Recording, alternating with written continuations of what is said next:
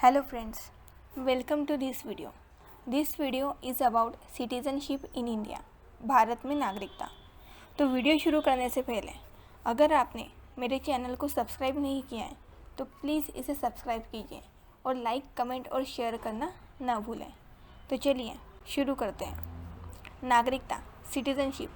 हमारे संविधान में नागरिकता संबंधित जानकारी हमें संविधान के भाग 2 के आर्टिकल 5 से लेकर 11 में दी गई है।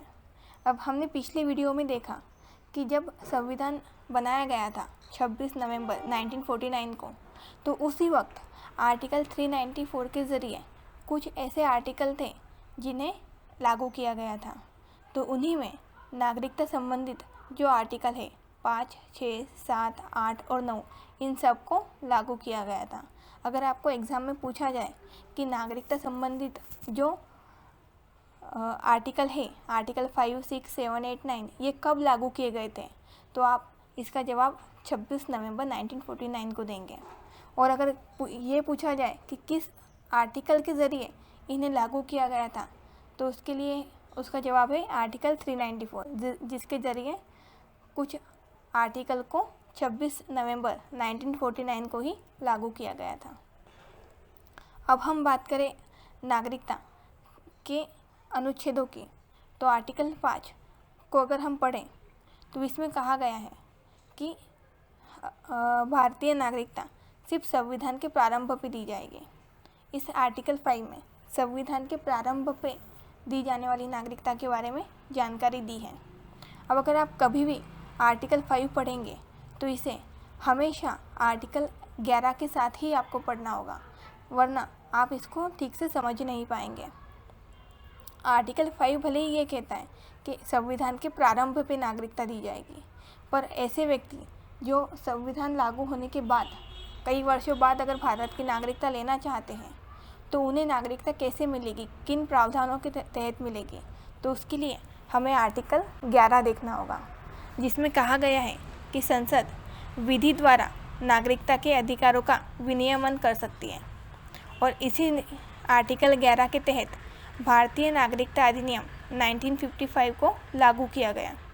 आज की तारीख में अगर किसी भी व्यक्ति को भारतीय नागरिकता लेनी होगी तो उसे इस भारतीय नागरिकता अधिनियम 1955 के ज़रिए नागरिकता दी जाएगी।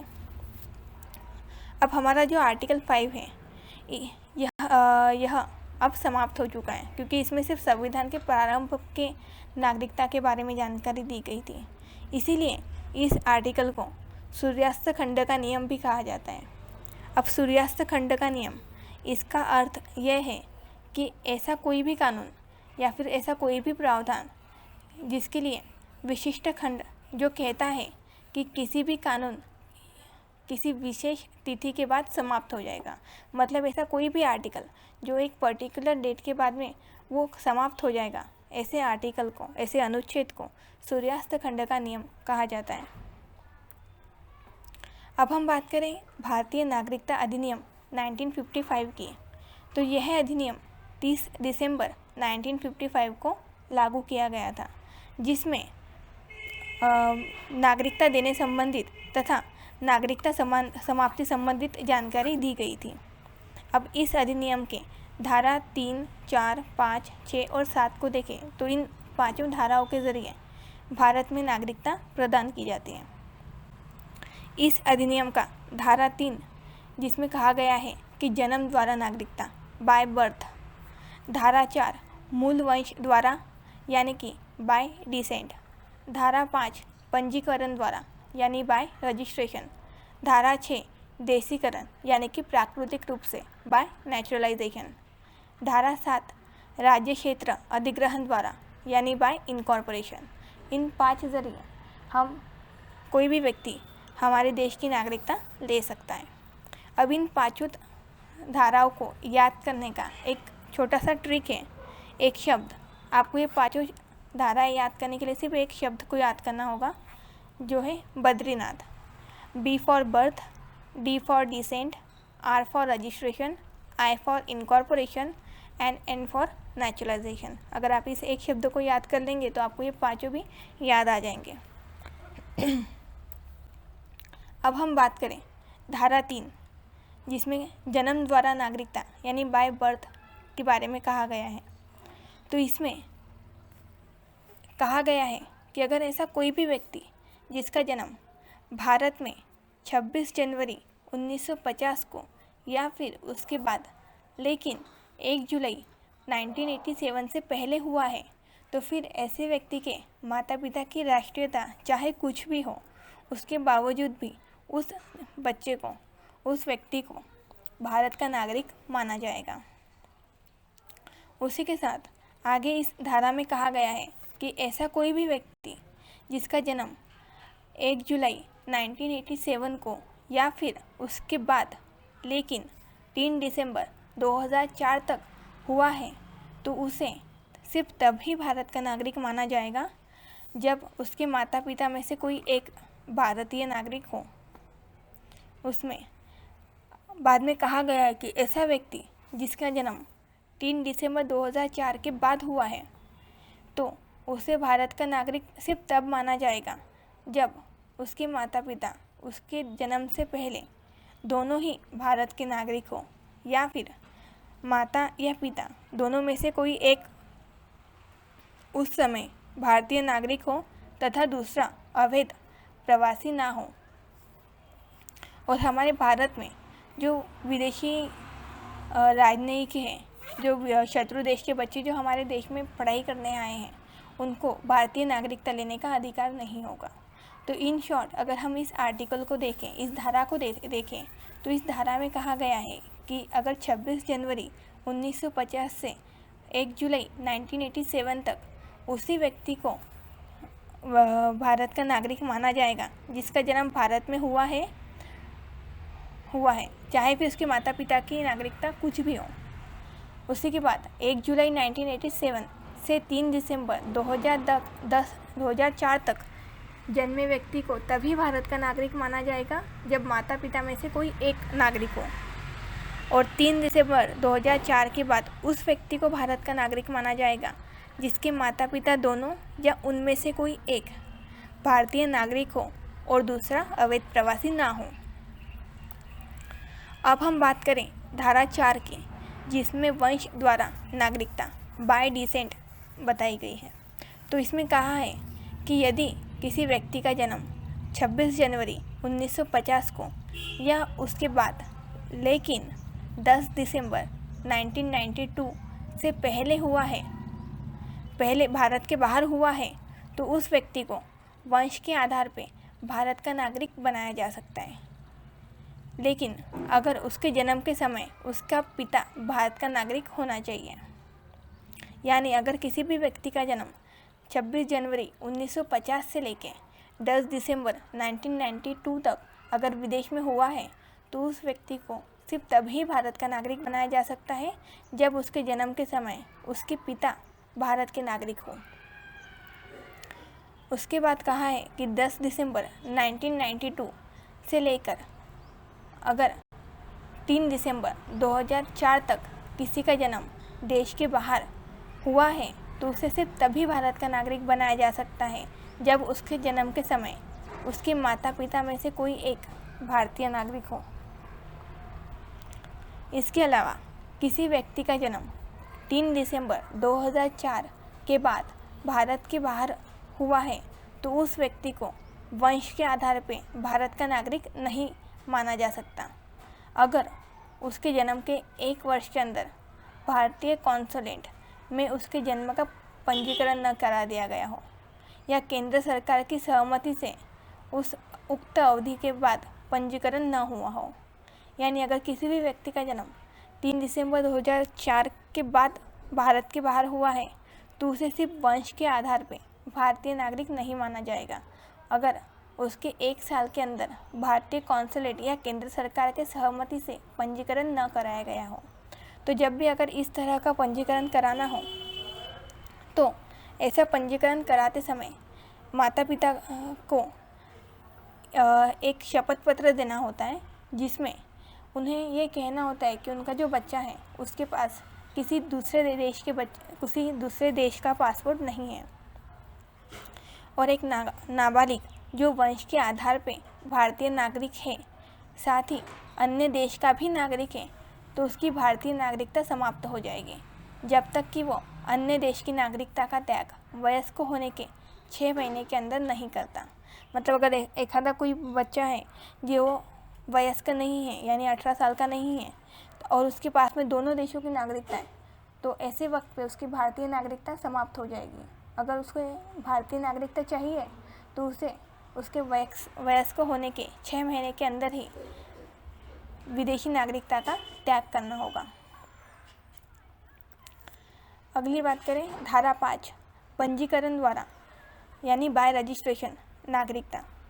तो केंद्र सरकार आवेदन प्राप्त होने पे किसी व्यक्ति, लेकिन वो व्यक्ति जो अवैध प्रवासी न हो, उसको भारत की नागरिकता रजिस्ट्रेशन के द्वारा कर सकती है, लेकिन उसका नीचे दिए गए श्रेणियों में से किसी एक से उसका संबंध होना चाहिए। अगर किसी भी व्यक्ति को भारत की नागरिकता चाहिए पंजीकरण के द्वारा, तो उसे नीचे दिए गए श्रेणियों में से किसी एक को पूरा करना होगा। जैसे पहला, जिसमें कहा गया है कि भारतीय मूल का व्यक्ति जो नागरिकता प्राप्ति का आवेदन करने से पहले 7 वर्ष भारत में रह चुका हो, मतलब उसे भारतीय मूल के व्यक्ति को रजिस्ट्रेशन के द्वारा नागरिकता लेने से पहले उसे 7 साल तक भारत में रहना होगा।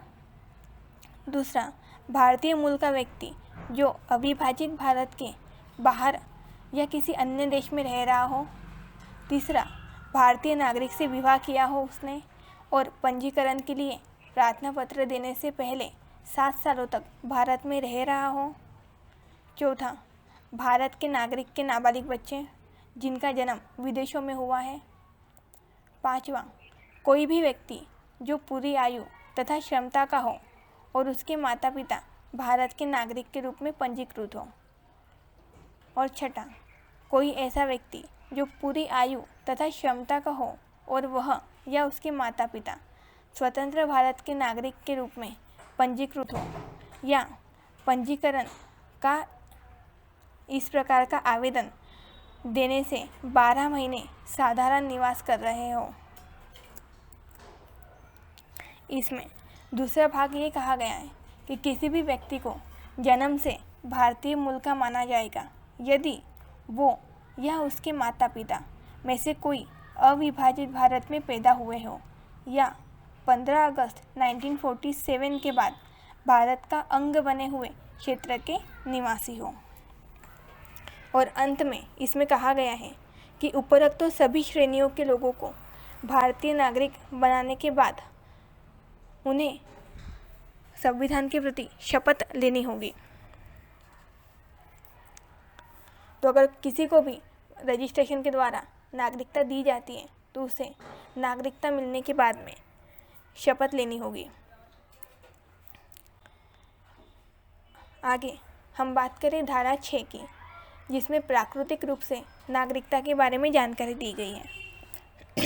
इसमें कहा गया है कि केंद्र सरकार आवेदन प्राप्त होने पर किसी व्यक्ति जो अवैध प्रवासी न हो को प्राकृतिक रूप से नागरिकता प्रमाण पत्र प्रदान कर सकती है। मतलब भारत सरकार किसी भी व्यक्ति को जो अवैध प्रवासी नहीं है उसे प्राकृतिक रूप से नागरिकता दे सकती है, पर उसके लिए कुछ शर्तें दी गई हैं। पहली,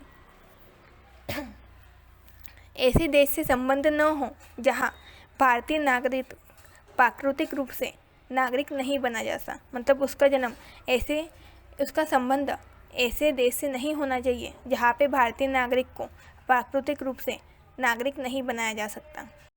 दूसरा, यदि वह व्यक्ति किसी अन्य देश का नागरिक है तो वो भारतीय नागरिकता के लिए अपने आवेदन की स्वीकृति पर उस देश की नागरिकता को त्याग देगा।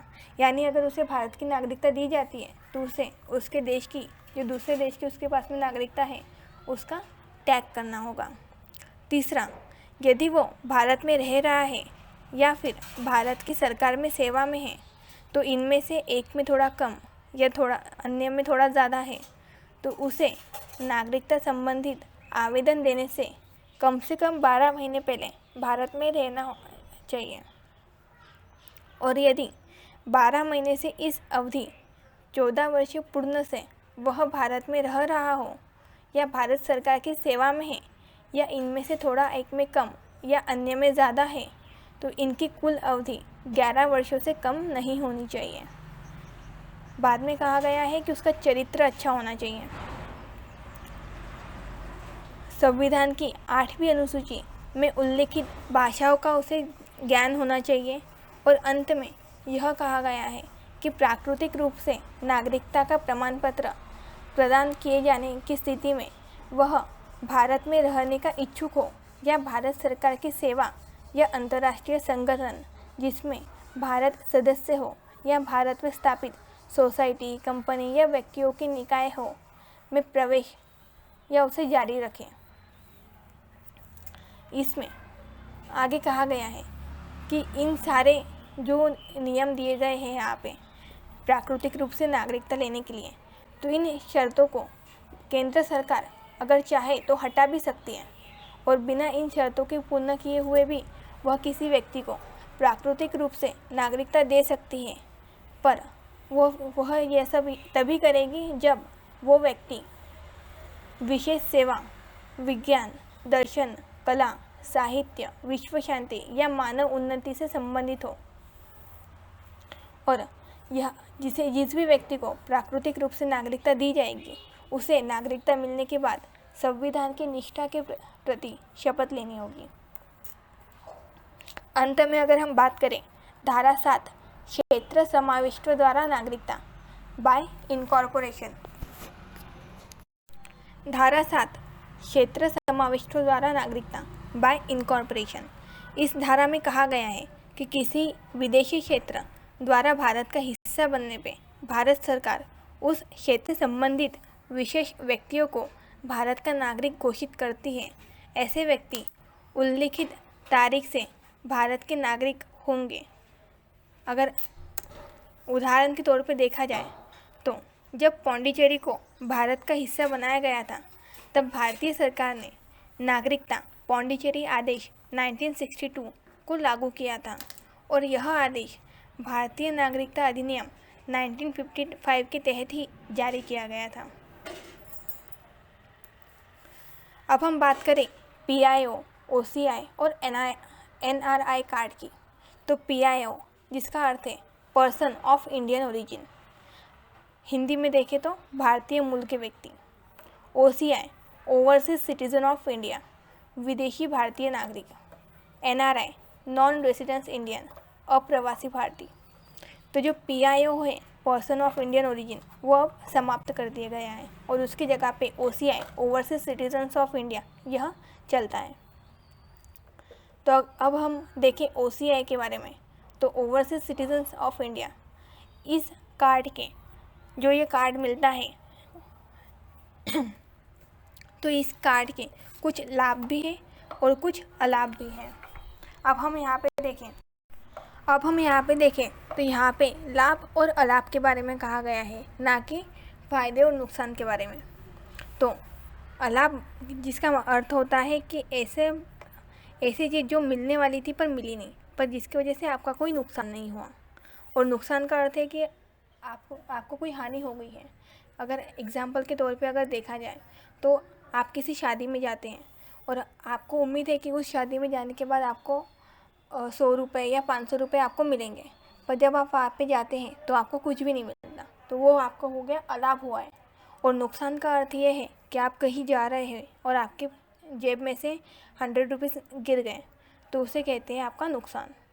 तो अब इसका लाभ और अलाभ अगर देखें तो इस OCI कार्ड धारक को लाभ ये है कि उसे भारत में आने जाने के लिए मल्टीपल एक्सेस मिल जाएगा।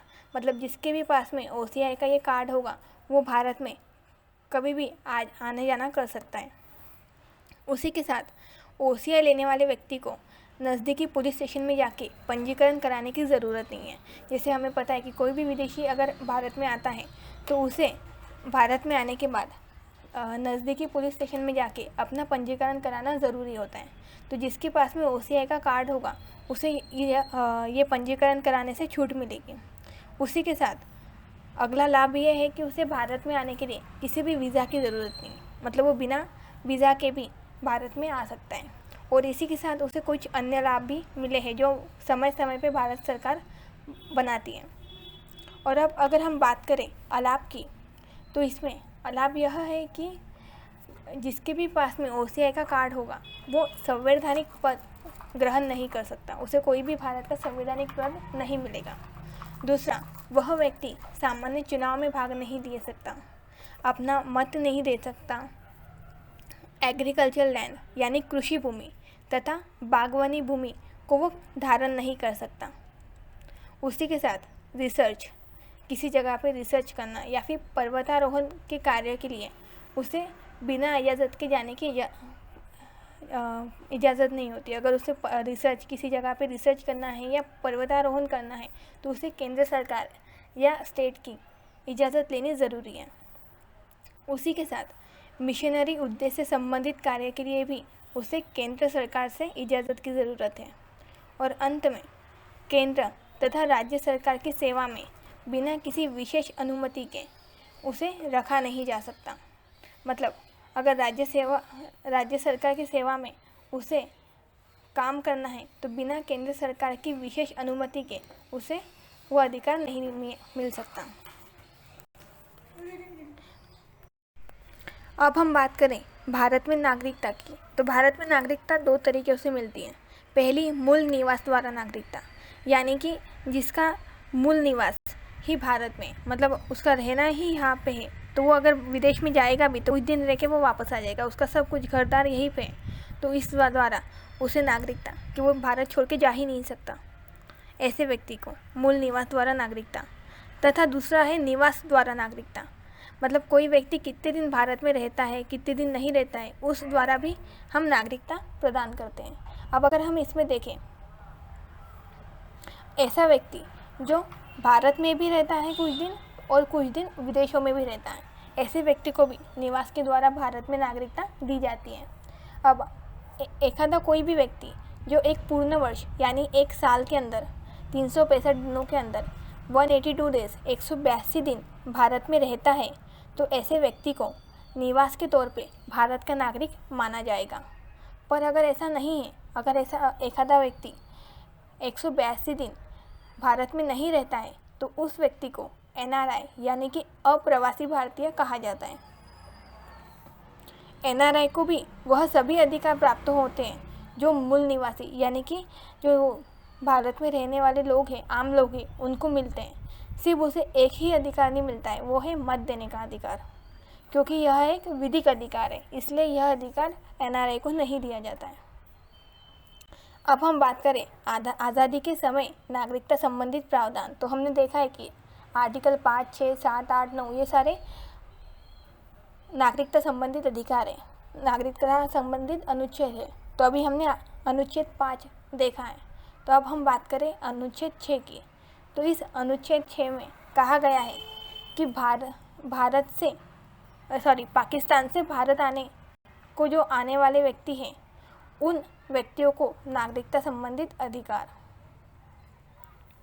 तो ऐसे व्यक्ति जब 1949 में जब संविधान बना, उस वक्त कई लोग, जब ये बन रहा था तो उस वक्त कई लोग पूर्वी और पश्चिमी पाकिस्तान से भारत में आए, तो भारत के कुछ लोग पूर्वी पाकिस्तान या पश्चिमी पाकिस्तान को, जो अभी का करंट पाकिस्तान है, वहाँ चले गए। पर जब वो लोग पाकिस्तान में गए तो उन्हें वहाँ पे वो इज़्ज़त, वो माहौल नहीं मिला, इसलिए वो वहाँ से पुनः भारत में आ गए। तो ऐसे व्यक्तियों को जो पाकिस्तान से भारत को जाने वाले, जो पाकिस्तान से भारत आए हैं, ऐसे व्यक्तियों संबंधित जानकारी अनुच्छेद 6 में दी गई है। और वहीं अगर हम अनुच्छेद 7 की बात करें तो इसमें भारत से पाकिस्तान को जाने वाले संबंधित व्यक्तियों को नागरिकता संबंधित जानकारी हमें दी गई है। आर्टिकल 6 में पाकिस्तान से भारत को जाने वाले कुछ व्यक्तियों की नागरिकता के अधिकार दिए गए हैं। इसमें कहा गया है कि जो 1935 का भारत था, भारत सरकार अधिनियम 1935, उसमें पश्चिमी पाकिस्तान और पूर्वी पाकिस्तान यह दोनों भी भारत को जुड़े हुए थे, ये सब मिला के ही भारत बना हुआ था। पर जब 1949 को भारत स्वतंत्र हुआ, भारत आज़ाद हुआ, उस वक्त कुछ लोग जो पाकिस्तान चले गए थे, अगर उनको पाकिस्तान से भारत को जाना है, भारत आना है, तो उन व्यक्तियों के लिए कुछ अधिकार दिए गए हैं। जैसे वह व्यक्ति या उसके माता पिता या उसके पितामह या पितामही या मातामह पितामह और पितामही यानी दादा और दादी, मातामह और मातामही यानी नाना और नानी, उनका जन्म 1935 के भारत में होना ज़रूरी है।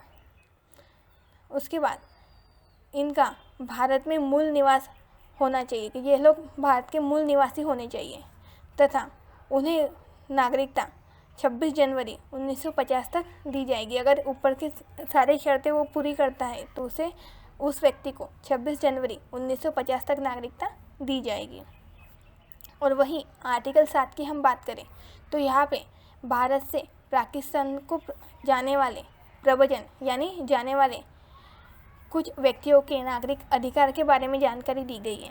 तो इसमें कहा है कि संविधान के प्रारंभ पे ऐसे लोग जो भारत के राज्य क्षेत्र में नहीं हैं, ऐसे लोग भारत के नागरिक नहीं समझे जाएंगे। मतलब ऐसे व्यक्ति जो भारत के राज्य क्षेत्र में नहीं रहते, उन व्यक्तियों को भारत का नागरिक नहीं समझा जाएगा।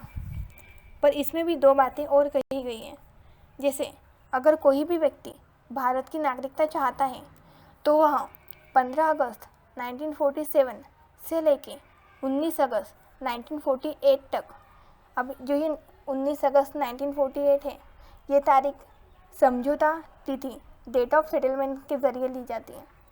तो अगर कोई भी व्यक्ति 15 अगस्त 1947 से 19 अगस्त 1948 तक भारत में रहता है तो उस व्यक्ति को 26 जनवरी 1950 को भारत की नागरिकता दी जाएगी और उसके लिए उसे किसी भी अनुज्ञा पत्र की ज़रूरत नहीं होगी। बिना किसी स्पेशल परमिशन के, बिना किसी अथॉरिटी के लेटर के भी अगर वो उसे नागरिकता दी जाएगी। पर अगर कोई व्यक्ति 19 जुलाई 1948 के बाद भारत में आता है तो उसे 26 जनवरी 1950 तक भारत की नागरिकता दी जाएगी, परंतु नागरिकता देने के लिए उसे भारत सरकार या किसी अन्य अथॉरिटी का अनुज्ञा पत्र लेकर आना होगा। अब यह जो अनुच्छेद 6 और अनुच्छेद 7 है, यह दोनों भी अनुच्छेद 26 जनवरी 1950 तक ही लागू थे। अब यह दोनों अनुच्छेद समाप्त हो चुके हैं, तो इन दोनों अनुच्छेद को भी हम यह कह सकते हैं कि यह दोनों अनुच्छेद सूर्यास्त खंड के नियम में आते हैं। अब हम बात करें भारत सरकार अधिनियम 1935 की, तो इसमें ईस्ट और वेस्ट पाकिस्तान से जुड़ा हुआ था पहले भारत, जिसमें हम इस डायग्राम में देख सकते हैं कि पश्चिमी पाकिस्तान से भारत में आने वाले तथा पूर्वी पाकिस्तान से भारत में आने वाले उन सबको नागरिकता आर्टिकल 6 के ज़रिए दी जाती है, और वही भारत से पाकिस्तान जाने वाले तथा भारत से पूर्वी पाकिस्तान जाने वाले लोगों की नागरिकता आर्टिकल 7 से दी जाती है। अब हम बात करें आर्टिकल 8 की। अनुच्छेद 8, संविधान के प्रारंभ के पश्चात भारतीय मूल का व्यक्ति विदेश में रहता है और हमारे दूतावास में जाकर अपना पंजीकरण कराता है तो ऐसे व्यक्ति को भी भारत की नागरिकता दी जाएगी। यानी हमारा अनुच्छेद 8 हमें कहता है कि अगर कोई भी व्यक्ति अगर विदेश में रहता है तो अगर वो हमारे दूतावास में चला जाएगा और वहाँ पे जाके अपना पंजीकरण हर साल कराता रहेगा तो उसे भारतीय नागरिकता दी जाएगी। और वही अगर हम बात करें अनुच्छेद 9 की, तो यहाँ कहा गया है कि विदेशी राज्य की नागरिकता स्वेच्छा से लेने वाले व्यक्ति को भारत का नागरिक नहीं माना जाएगा। मतलब अगर विदेशी राज्य की नागरिकता अगर एक आधा व्यक्ति लेता है तो उसे भारतीय नागरिक नहीं माना जाएगा। संविधान के प्रारंभ पे 26 जनवरी 1950 में, तो 26 जनवरी 1950 के बाद यदि कोई विदेशी व्यक्ति भारत की नागरिकता लेता है तो ऐसे व्यक्ति की नागरिकता अनुच्छेद 9 से समाप्त न होकर भारतीय नागरिकता अधिनियम 1955 के तहत समाप्त की जाएगी।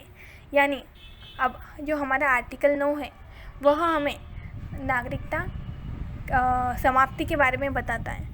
इसमें कहा गया है कि अगर कोई भी भारतीय नागरिक विदेश की नागरिकता लेता है अपने मर्जी से तो उसकी नागरिकता समाप्त हो जाएगी। पर कब समाप्त होगी? अगर वो 26 जनवरी 1950 तक नागरिकता लेता है तो। तो आज की तारीख में अगर देखा जाए तो अनुच्छेद 9 भी समाप्त हो चुका है, क्योंकि यह भी सिर्फ 26 जनवरी 1950 तक ही लागू था।